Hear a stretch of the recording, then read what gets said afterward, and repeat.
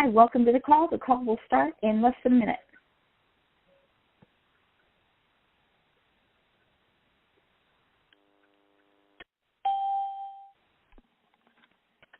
Welcome to the call. The call will start in just a moment.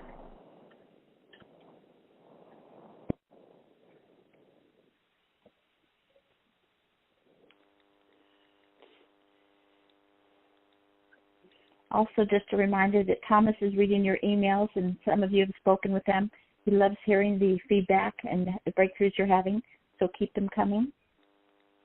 It's now 6 p.m. We've taken a moment to start the recording of the call. You heard that. Thomas will be managing the muting of your phones. This is the May 2014 call. Welcome. For a menu of options for coaching and support email, you can go to the website of Stages of Melody. Love. Hi, Melody, at gmail.com. That is STAGESOFLOVE dot. Pardon me? No, Joanne. Okay. That's okay. Helen. Welcome, everybody. Good try. Here's Thomas. Yeah, welcome, everybody. Welcome to the call. I'm gonna go ahead and mute. Very good. So everybody's muted at this moment, and so any background noise you might have has disappeared for everybody else. Welcome and good afternoon, and welcome to the call. Joanne was trying to give you the email address that we are now using, which is thestagesoflove@gmail.com. That's thestagesoflove@gmail.com. And you can also go to our website at www.thestagesoflove.com.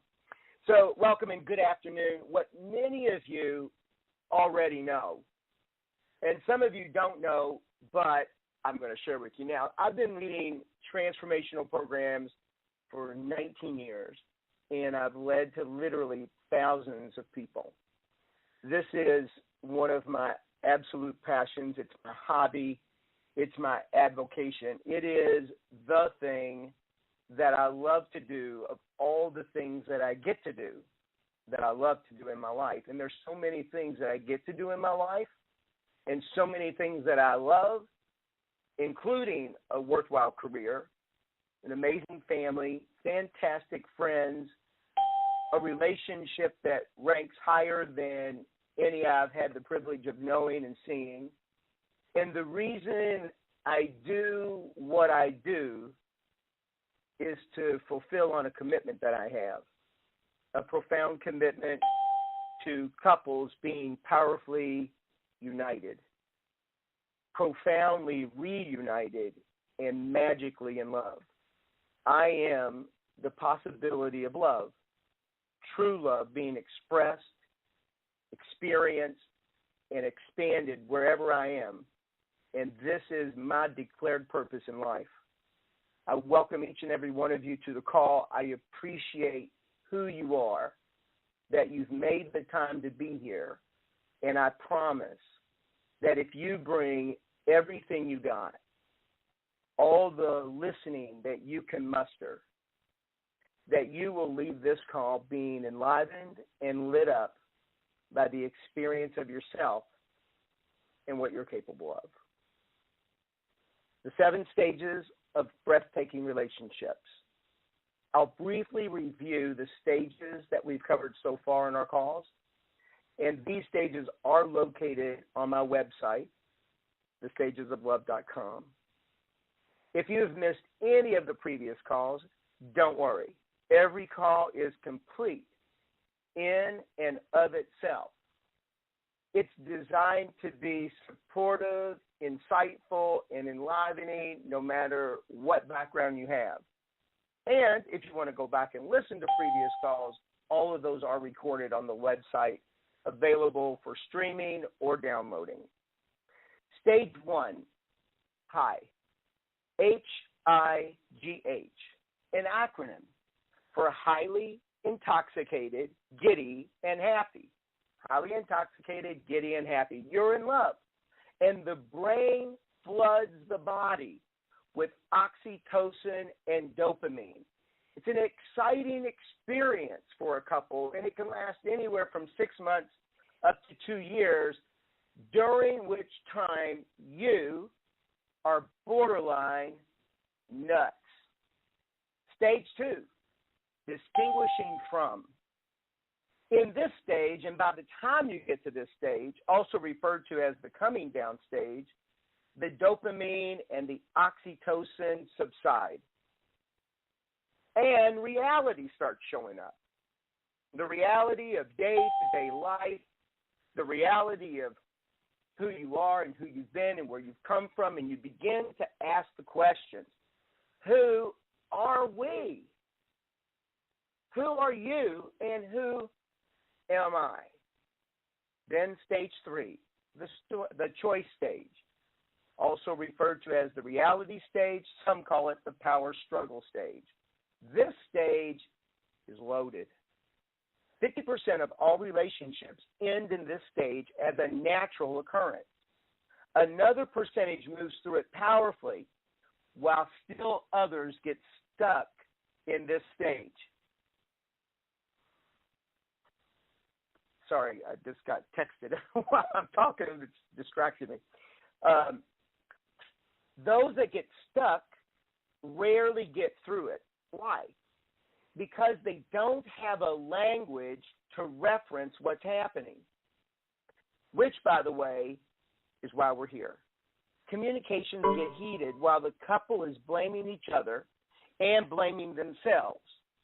A blame game leads to a turbulent coupling. In many cases, the couple will remain faithful but miserable. Then there's stage 4, the brain dance. This is a magnificent stage for a relationship, and it lives in the background for the life of the relationship.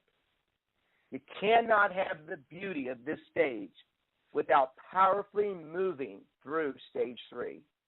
When you're stuck in stage 3, this stage, stage 4, cannot come alive. By this stage, you've chosen the partner. You've chosen the relationship, and stages 1 through 3 are complete in this cycle. The brain dance is a brain syncing, syncing. You start to think alike. The couple has a mind of its own. It doesn't minimize individuality. On the contrary, it thrives on individuality. Thinking alike doesn't mean always agreeing. It means, though, honoring your differences of opinion. You are in sync. A harmony of rhythm to the dance of the brain. And tonight, we start to engage a bit into stage 5, the co-creating stage. If you look in your past, for those who have past relationships, you might see a tendency to rush into this stage at one time or another, trying to save it or somehow trying to make it work. This stage, stage 5, when it occurs naturally, makes itself evident and will grow from a deep and meaningful foundation. When ignored, the couple will experience boredom, insignificance, and a lack of real passion. You see, this is the stage where the lights come on and you start to look for your unique contribution to be expressed in the world beyond just being a couple. People who have meaning and purpose in their lives are happier. They feel more in control and they get more out of what they do. And they also experience less stress, less anxiety, and less depression. Scientific research shows that having a connection to something bigger than ourselves makes us happier and healthier. So that lays the foundation of the stages up to where we are. And before we move on into the call, I'd like to hear from you. There's those of you who have been on previous calls, those of you who have listened to calls or both, and there's those of you who are new to the call. I want to hear from all of you. I want to hear what you're here for. For those of you who have been around, I want to hear what you've accomplished, what new actions have you taken, anything to kick off the call. I'm going to unmute so I can hear from just a few of you.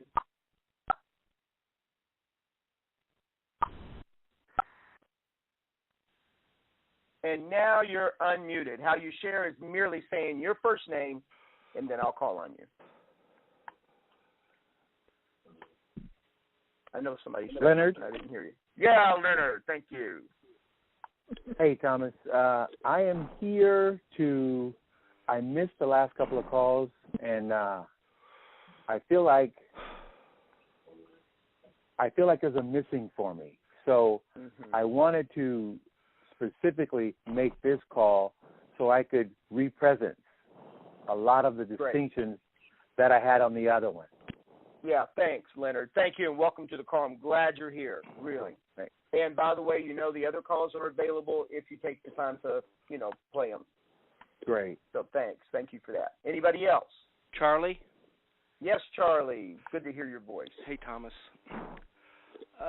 So I'm going to regress a little bit. I'm actually I was reading the notes from the first session. Yeah. And you were talking about how some people get stuck in that stage. Yeah. Because they don't really recognize what's going on. Yes. And I can actually see, I never saw this until just about a moment ago, where that's where I was stuck. And how it occurred for me was when the dopamine and the oxytocin started to recede, well, that feeling of love wasn't there, that euphoria. Yep. So I made it mean, I must not be in love. Yeah. I didn't see that that's how the course that the relationship took. Gotcha. And so I kept looking for that. I kept looking for that, thinking that was the answer. That's so good, Charlie. I get it. I get it. Thank you. And it's not uncommon, right? Yeah, I can get that. Look at, you look at a lot of our young people, in many cases, the only real model they have of love is what the TV shows and movies and novels and music have to offer. And, I'm not suggesting that stuff's not available, but that's not the it. And when you go after it like it's the it, just like you said, when the dopamine and the oxytocin begin to subside and there you are dealing with reality, there's got to be a lot more to love than all that romance and passion you felt in the beginning. So it's really, really great that you distinguish that. Thank you. Thank you. So there are, I'm going to now mute, guys. If there's anybody else who wants to share, there'll be opportunities a little later.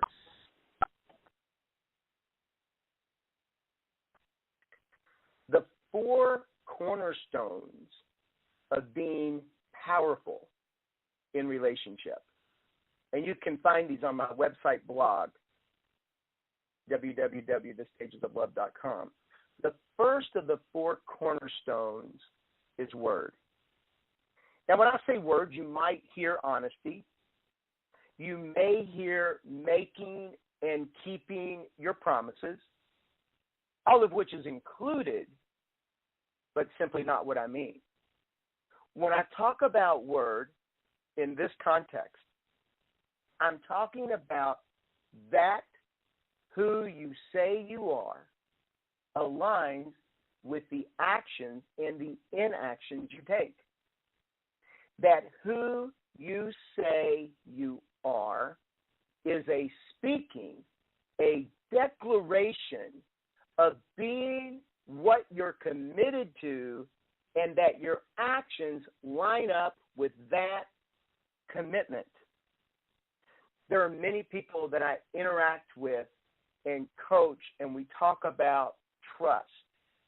That the only way to have word really big and alive for you is to develop a trust in yourself, which, by the way, was covered in our March call. So if you didn't get the March call, or if you want to re-listen to it, it talks about trusting yourself. And they say to me, well, how do I trust myself when I don't? I think that's a legitimate, valid question. How do I trust myself when, in fact, I don't? Well, consider that this is a self-serving loop, a vicious circle, if you will. You learn to trust yourself by simply doing it. You see, who you are is trustworthy. And then you take actions or inactions that convince you otherwise. Who you are is perfect, and you have to pretend that you're not in order to continually create distrust in yourself. The first step at getting to a higher sense of self is to acknowledge that you do play at pretense, that is pretending. And that is the first truth-telling that will move you to a higher sense of self, which leads to a higher sense of self-trust. Self-trust gives more power with word. Your word, as the first cornerstone, is something more than simply keeping promises. It is honoring who you said you would be for no other reason than that you said it. I'm going to say that again. Your word, as the first cornerstone, is something more than simply keeping promises. It is honoring who you said you would be for no other reason than that you said it. This is a very high standard of living and one that offers high rewards in being related. It offers peace of mind, fulfillment, and satisfaction. The second cornerstone, forgiveness. Naturally, when you think of forgiveness, you think of forgiving your partner. You think of forgiving your family. You think of forgiving your parents, your siblings, your friends. The guy who cut you off this morning on the freeway, that's the kind of forgiveness you think about, and it's not what I'm referring to, though it's included. The kind of forgiveness I'm talking about, the kind of forgiveness I'm pointing to, is the forgiving yourself. Forgiving yourself. Forgiving yourself for focusing on your inadequacies versus your value. Forgiving yourself when your word, that is who you say you are, doesn't line up with the actions you take. That who you're being is inconsistent with who you say you are. Forgive that. Forgive yourself. Not to get you off the hook, but that you forgive yourself, that you have the space to expand. You have the space to strengthen your word where it is weak, so you can be more of yourself, but not just any self, the self you said you would be, and that you would be that more often, that the values and the principles that you hold show up everywhere around you. Take a moment. Grab your pen or paper if they're available. Just write down anything you see regarding the first two cornerstones of the four, first one being word, second one being forgiveness. Anything you see about yourself, your relationship, anything, just write it down. I'll give you about 30 seconds to do that.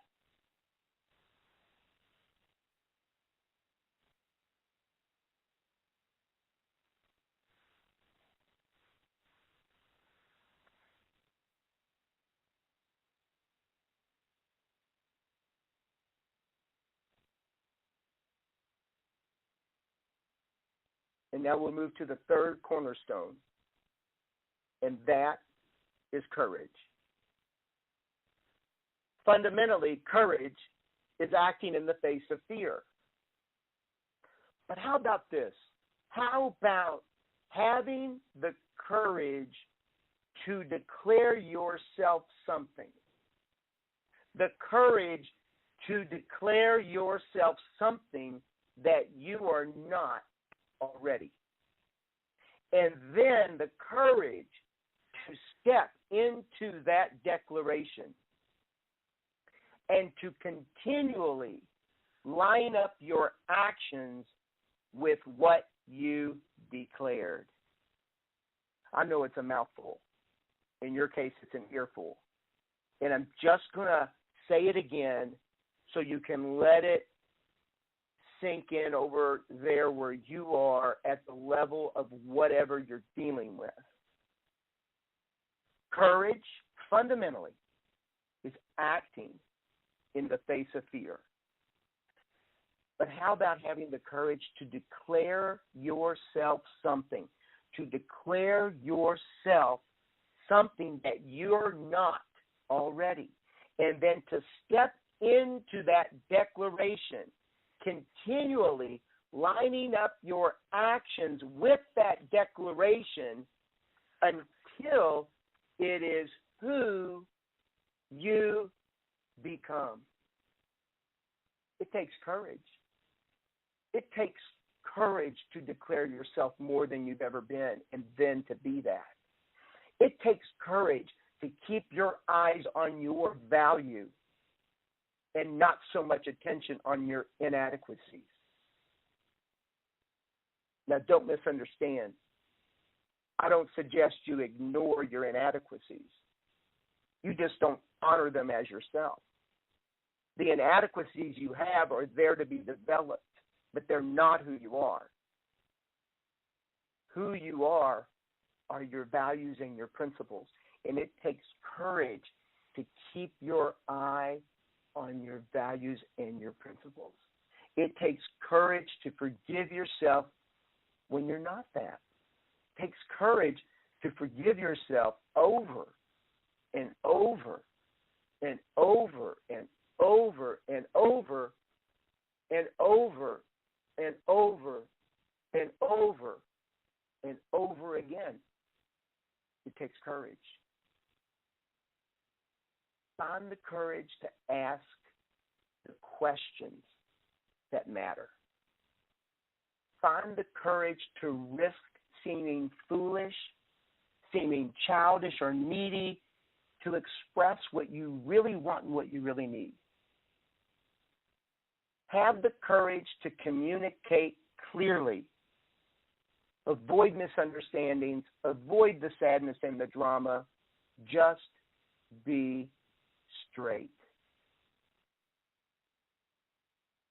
And then the fourth cornerstone, responsibility. You hear a lot of things when you hear the word responsibility. And I'm just going to say this. What I mean is absent of blame. It is absent of shame, and it's absent of guilt. And when those things are absent, then what you're left with is responsibility. Fundamentally means exactly what it says, the ability to respond. The fundamental meaning of the word responsibility, the ability to respond. What do I mean? The ability to respond. What I mean is that you have something to say in the matter of your couple. You have something to say in the matter of who you are as a relationship. You have something to say about what you stand for, and you have something to say about all of it. Human beings, by their very nature, are disloyal. And if you don't create loyalty as a creation, then loyalty will only exist as a compensation for something you think you are not, or it won't be there at all. In your couple, you become responsible for the heart bank. You become responsible for the trust building. You become responsible for honor and respect. Take 45 seconds or so and write down anything that comes up for you regarding the last two pillars, courage and responsibility.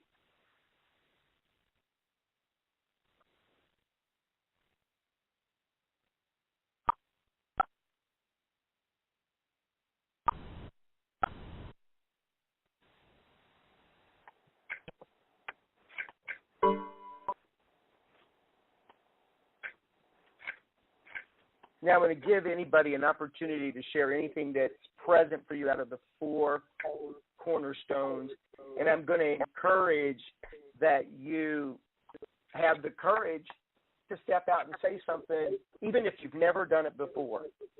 Just say your name, and I'll call on you. Who'd like to share anything that you're seeing out of the 4 cornerstones? This is David.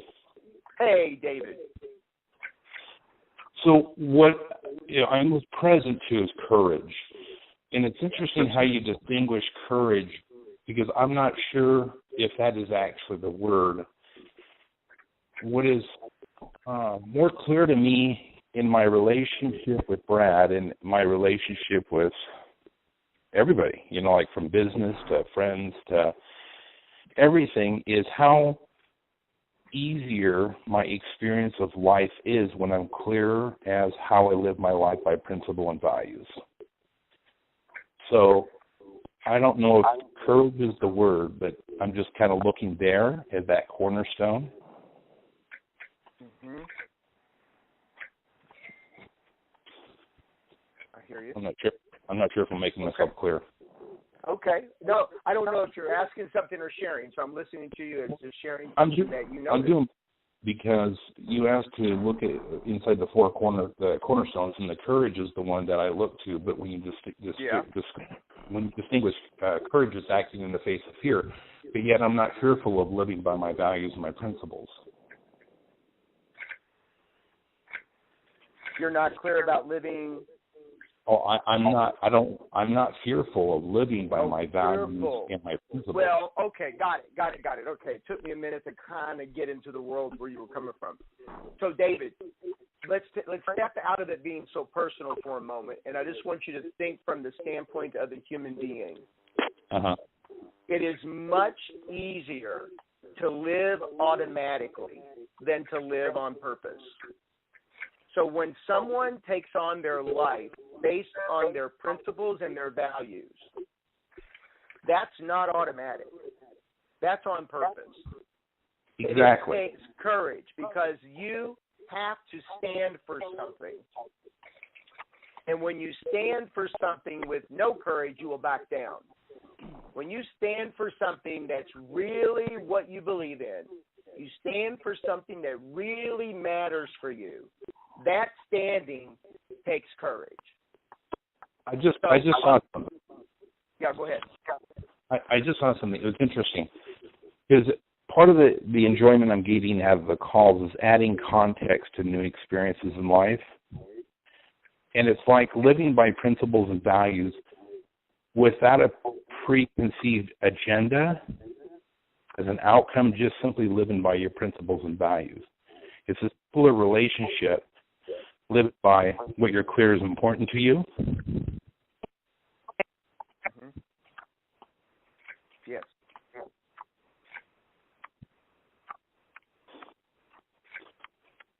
Did I miss something? No, you just actually helped me distinguish something. Okay, good. Got it, David. Thank you. I'm kind of creating something right here, so I'm being sloppy. I can hear you kind of muddling around, and I want to put something in, but I'm never exactly sure right where you are. So good. Thanks for clarifying. I got it. I was just saying that I'm distinguishing something, and I don't have it written out or anything, so I'm being sloppy with it, and I'm just trying to be inclusive. Yeah. So right. I appreciate you jumped in. Absolutely. So it's like we're looking at the courage thing. And what I just got was, I'm clear about living life by my principles and values without a preconceived agenda, and just simply operating from what I'm clear is important to my life, or important in my life. That would be the agenda. There you go. Not like a hidden agenda. Right. Definitely an agenda. Right. It's very good. I got it. It's great. Oh, you're back? Somebody else? Cheryl? Did I hear Cheryl? Yes, you did. Okay. Well, I also am kind of stuck on the courage thing. My entire life is fear-based, so fear is huge for me. And I'm not in a relationship right now, but the idea of declaring something for myself that I'm not my palms are sweaty. I mean, I'm already like scared, and I don't know how to do that, I guess is what I'm saying. I'm not really sure what steps to take to step out of that fear. To is it just having the belief and trust in myself, or is it Well, it's perfect what you're saying. So let's start with, do we disappear fear? No. If you take a look at fundamentally, courage is acting in the face of fear. Courage is unnecessary if there is no fear. Right. Okay. Do you get that? Okay. So I got that. But let's talk about that. What you said about who you are is that you've lived your life pretty much fear-based.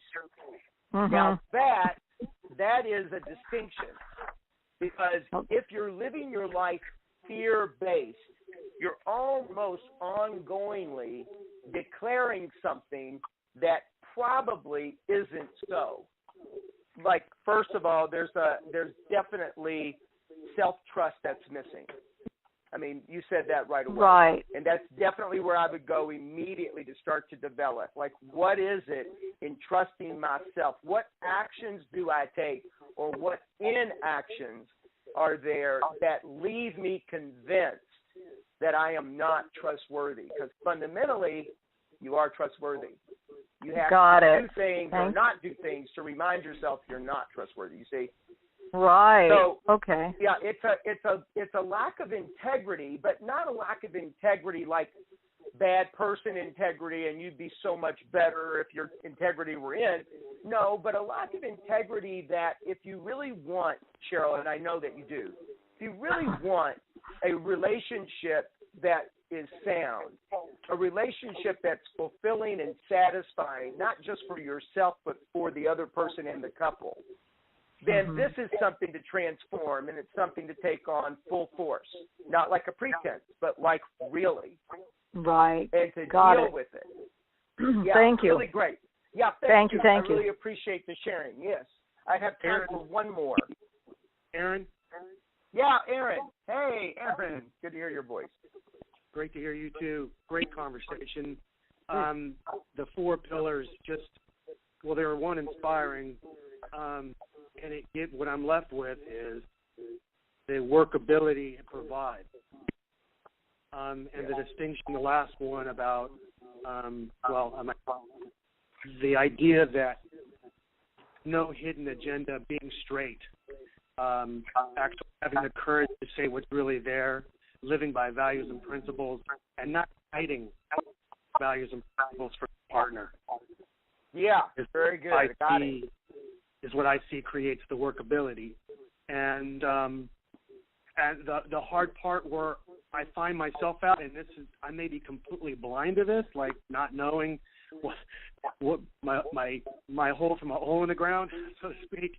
I find that I've got the courage to believe in the relationship, but I'm left with my partner is so afraid, he doesn't know how to step out of that.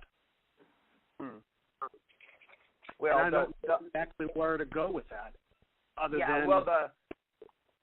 Sorry, go ahead. No, that's it. That's really what my dilemma is. I'm inspired. I knew what you were going to say before you said it, and that, of course, is because I'm familiar with the conversation. But it's just I've done the work, and there's more work for me to do. I know there is, because I'm not able to inspire that in another person, and it's frustrating on my part that I can't. Well, right, and of course you can't and you never will, but there is something that you can do, and that is to be responsible for the heart bank. And so I'm going to recommend that you take the time to listen to the March and or April call. Both calls will be beneficial, but the March call creates the heart bank. And I will. I haven't listened to any of that. I think you'll see something there, Aaron, that will touch on the exact thing you're pointing to, like the exact thing that you're pointing to. Thank you. Yeah, thank you. And thanks everybody who shared. Appreciate it. So again, that's word, forgiveness, responsibility, courage and responsibility. those are the four cornerstones for being in relationship powerfully. When they are all out, chaos. And there's the experience of being stuck. Coaching is necessary. Why? Because the thoughts you're seeing through cannot escape the pull. Pull. The four cornerstones are a lifestyle for the couple. When all four cornerstones are balanced, therein lies integrity, a new kind of integrity. See, the nature of integrity is that it's always going out, and then the relationship left on its own pulls for something other than these four cornerstones. Now, stay with me in this conversation. You and I, we create a couple. When we create the couple, the brain releases all the chemicals necessary to give it momentum. And we trust the relationship to maintain itself. We really think that the life it has gathered on its own, because a relationship does have a life on its own, we are that life of its own can take care of itself, and it cannot. The couple naturally, automatically pulls for something other than what you're committed to. Now, what do I mean, pulls for something? Well, it's hard for me to explain pulling for. Easy, though, for me to give you an analogy by which you will get what I mean. So, everybody knows a garden. Not everybody has a garden. Not everybody's interested in a garden. But everybody knows a garden. And if you have a garden and you love that garden, you tend to that garden, and it's obvious to people when they see it that it's been tended to.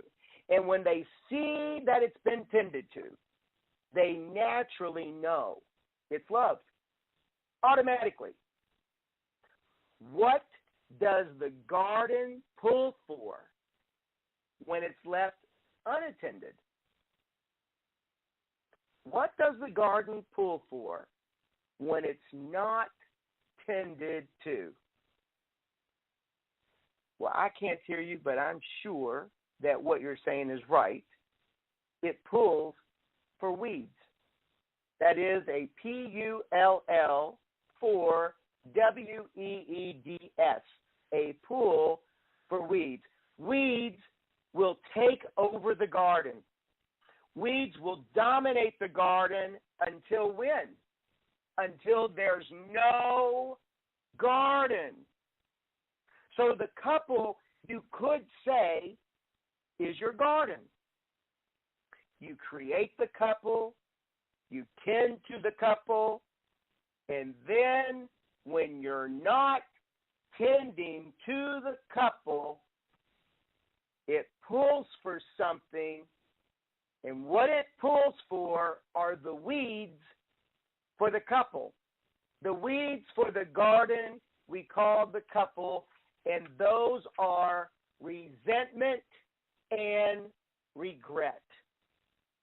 And when resentment and regret take over the couple, then what you start to see are the following kinds of weeds: jealousy, envy, blame, loneliness, fear, failure, being a victim. Many come to me, you guys, for coaching when they've gotten to this point. The weeds have taken over because coaching interrupts the automatic pull. Because when you've gotten this far, you've got to have something outside of yourself to interrupt. The couple in and of itself cannot do it alone, but often what they come for and what they want to work on is trying to fix one or more of these symptoms, so to speak. not realizing that what the source of all these symptoms are is simply an untended to couple that has been overtaken by resentment and regret. And the first thing I do is to determine through a series of a simple questionnaire how far gone. In other words, how much has the relationship been taken over by the resentment and regret? Think of the garden. There's a point at which time the weeds have taken over and the garden disappears. And all you can do at that point is start over. And for a couple, sometimes the resentment and regret, excuse me, is so, for a couple, sometimes the resentment and regret have so taken over that you can't even see the possibility of starting over.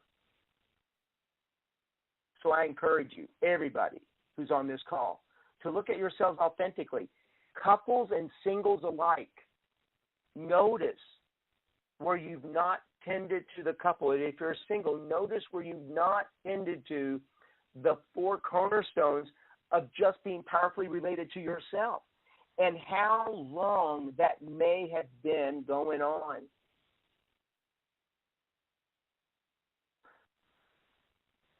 The automatic pull is for resentment and regret. You tend to the resentment and the regret. That's what you tend to. If you were dealing with a garden every day, you'd pull the little weeds before they even look like weeds. In a relationship on a regular basis, if you can do it daily, it's awesome. Sometimes it might seem or even feel foolish to deal with little things that may come up. But I'm going to tell you, I know in my relationship, we tend to it ongoing. And sometimes it sounds like, well, there's really nothing there. But you know what? There's nothing there because the practice is to tend to it ongoing. Anything that could be interpreted as resentment, anything that could be interpreted as regret, it's dealt with immediately. So it has no opportunity to overtake the beauty of the garden. It's that kind of tending to that will leave you with nothing to deal with. And then you might notice your addiction. Because for some, there's an addiction to problems. For some, you may have an addiction to always dealing with something. And if that's the case, then that's the next personal breakthrough. It's the next personal transformation that I recommend for you, that you break that addiction. Now, basically, human beings are addicted to something, but choose an addiction that's going to serve you. Get addicted to your life working. Get addicted to love being present. Get addicted to power, freedom, peace of mind, satisfaction, and fulfillment. Get addicted to that. You are an automatic pull for whatever you're addicted to, and left to yourself in your own thoughts, the thoughts that got you where you are will not get you free. You must create an interruption to the automatic pull. Now, a little bit about the symptoms, the outcomes that you see. There is resentment and regret that overtake the couple. And as they overtake the couple, jealousy has a place to grow. Blame has a place to grow. Envy has a place to grow. Blame, loneliness, fear, failure, being a victim, all has a place to grow. Now, each of these are a pretense. Now, what do I mean pretense? It's not that you are thoughtfully pretending something. No, but you are blinded. And because you are blinded, you cannot see the source of anything that you deal with these things individually, pretending they are the culprit. And you spend a lot of time and a lot of energy either trying to fix them or escape them, never getting that they're simply a pretense. If you can't get to the resentments and regrets immediately, and you may not, the first thing to get that these things are that you are experiencing are all pretense, a kind of pretending. They are not reality. They are disguising something. Jealousy disguises your value. Jealousy and envy says, I am more focused on my inadequacies than I am focused on my value. And I want to point to something because, earlier David brought up the conversation around courage and the courage to be your values and principles. And when I say this, when I say focused on inadequacies versus your value, notice I'm not talking values and principles. I'm talking your value. Like the value that you contribute, the value you are to the group, to the community, to the couple, to the life. That's what I'm talking about. Jealousy disguises your value. It says I'm more focused on my inadequacies. Therefore, I must be envious or jealous of you or people around us. Loneliness is a pretense. It pretends that I am isolated. It pretends that I'm not connected in a world where clearly we're all connected. Believe it or not, like it or not, we are. Blame. Not just blaming others, but blaming yourself. That anybody has to be blamed as the source of reconciliation is a pretense. It creates conflict, pretending for a resolution, and there is no resolution. Failure is a pretense. Failure creates a way of being called I am, or a way of being called you are a failure. Failure is not you, but in this category, we pretend that it is, and it keeps us from getting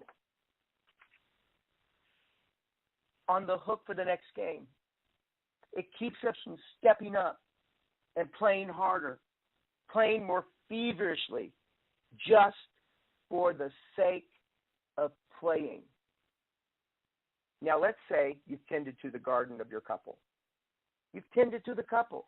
And now, I want all of you to pay attention. You know how you might drift off when you're listening to a conversation? Come on back.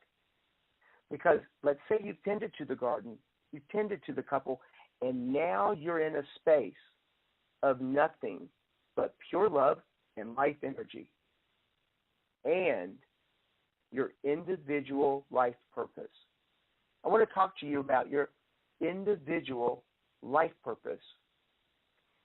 Your life purpose meets the life purpose of your partner and spawns the purpose of the relationship.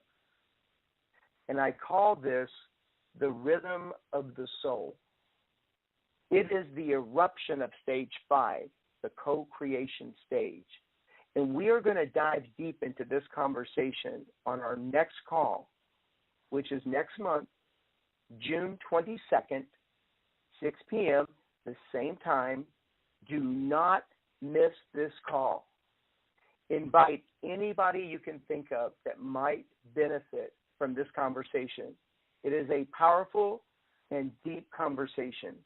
When you're living in accordance with your life's purpose, you don't get distracted from that larger vision, your ideal. It becomes like a magnet steadily pulling you towards it. Here's what I say. I'm sure I'm not the only one who's ever said it. Couples that play together stay together. And then there are interruptions to the play. But when a couple has a large enough purpose, you view all of the interruptions as simply a part of what you encounter along that road. So I just want to hear what you've got, what new actions you might take, what's come available out of participating on today's call. Who'd like to share to wrap up the call? Brother Tim, this is Brother Dan. Yeah, Brother Dan. Hey, man. When you said couples who play together stay together, it was eye-opening because, Karen and I lived that pretty well. And, we were at the mall yesterday, and I'm sitting at the dressing room waiting for her to come out and telling her what I like, what I don't like. And some lady came up. She said, well, it must be a birthday or a special occasion. Why are you here? And I said, well, it's not a birthday or anything. I just like hanging out with her. And she said, oh, my gosh, I'll need to call my husband. And it's like, wow. That's awesome. It is, dude. It was just a trip. That's all. Yeah, it's an unexpected view of somebody who's been together almost 30 years, yeah? Yeah. That's great, brother. Really good. Somebody else, would you like to share to complete the call? What have you gotten? What actions are you going to take newly? Charlie? Hey, Charlie. Thomas, I just love that analogy you made up about the garden. Yeah. And it's so visual, and I can so get it about if we're not tending to it, it does pull for something. It does, doesn't it? Yes. Charlie, I created that conversation, believe it or not, in 1996. I went back through a lot of my notes from Partners for Life, and I found that conversation. Now, I've expanded on it and put things in it that I've learned over the years, but, yeah, I created that analogy back in 1996. Yeah, thank you. And the other thing about it is, like you said, when the garden is tended, it's obvious. Yes. It is. Yes. Well, it's like, Dan just sharing. Now, Dan's my brother, so therefore I have a close relationship, and I know how they go. And I have to say that when you are with them as a couple, it's tended to. You don't have to guess. It's obvious. Thank you, Thomas. Awesome. Yeah, thank you, Charlie. I got time for one more. This is David. This is Rasha. Okay, Rasha. Hi, Thomas. So, hello, Rasha. We missed not seeing you a few weekends ago. I know, I did too. So the one that's loud for me, and sitting right here next to me, so he'll probably laugh, but in the area of responsibility. Yeah. And you said the ability to respond. You have something to say in the matter of your couple. And, two things came to mind. One was just pure acknowledgement, like acknowledgement of our relationship. I acknowledge Ed in person, but just acknowledging the relationship, like where we are as we're talking about these stages of love and how far we've come in our relationship. Yeah. And it makes me realize, like, in that acknowledgement, then there is the opportunity to create the next step, for us as a couple. Mm-hmm. Mm-hmm. And the one that's more personal that I wrote down when you were asking us to make little notes was, I don't make myself pretty.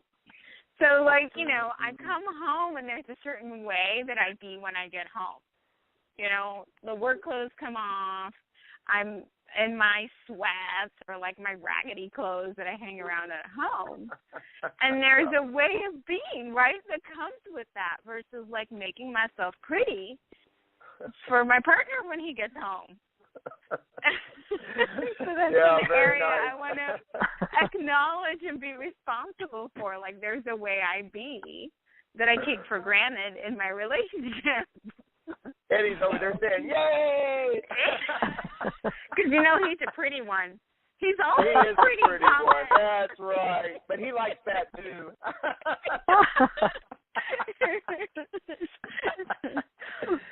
Really nice. All right, really great. And David, you had something you wanted to say? and I appreciate that, Thomas. The thing in tonight's call, it takes me back to year 9 of my 18-plus year relationship. And it, in the space of 9 years, and you know this in the history, I took Brad to dinner to end our relationship. We are 18 years later, happy and married. And one of the conditions I created and what I gave my word to in the 9th year of the breakthrough that we had was no distance. And it's like you play full out, because that was the killer in our relationship. Yes. And another thing I wanted to actually acknowledge you on, and you, Raphael and Thomas came to visit us last weekend. And during the course of the dinner and a couple of things we did, there were a couple of times I was watching you and Raphael, and I'm thinking, oh my goodness, they're going to get into a little argument or something.